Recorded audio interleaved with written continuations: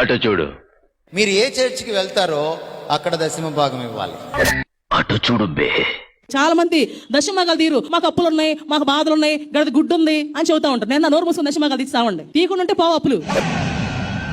ఇప్పుడు ఎక్కడ కొట్టాలరా? మీరేం తెచ్చుకున్నారో దేవునికి చెల్లించేటువంటి కానుక చెల్లించాలి.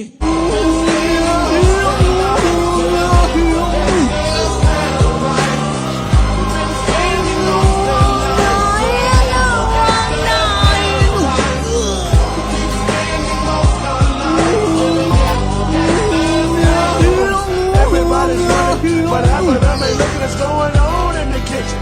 But I don't know what's cooking. They say I got the line, but nobody's gonna teach me. If they can't understand it, how can they reach me?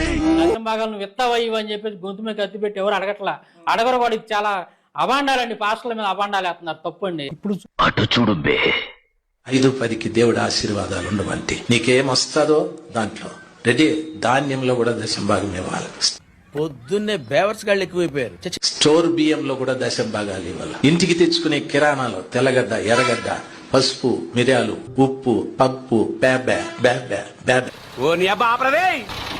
నూనె అన్నింటిలో దశమ భాగం తీసి దేవుని మందిరంలో పెట్టి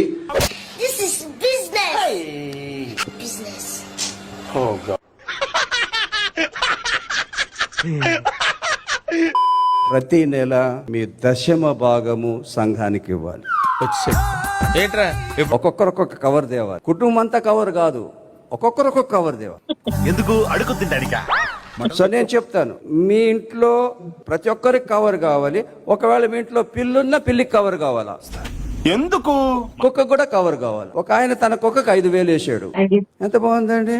అంత బాగుంటుందండి? బాగుంటుంది సార్, బ్రహ్మాండంగా ఉంటుందండి. మాకెంత బాగుంటుందండి అలాగా. చేయి నమ్మ బతుకు బురదలో పంది బతుకుతుంది, నువ్వు బతుకుతున్నావు ఎందుకురా? ఎదవన్నారు ఎదవ. దశమ భాగాలను విత్తవయ్యి అని చెప్పేసి గొంతు మీద కత్తి పెట్టి ఎవరు అడగట్లా. అడగరు కూడా. ఇది చాలా అబాండాలండి. పాస్టర్ల మీద అబాండాలు వేస్తున్నారు. తప్పండి. ఒక 1,500 మంది 1,000 రూపాయల చొప్పున కానుకిస్తే 15 లక్షలు అవుతుంది. పోయిన ఆదివారం 300 మంది ఎంత ఇచ్చారో తెలుసా కానుక దేవునికి? 17,50,000.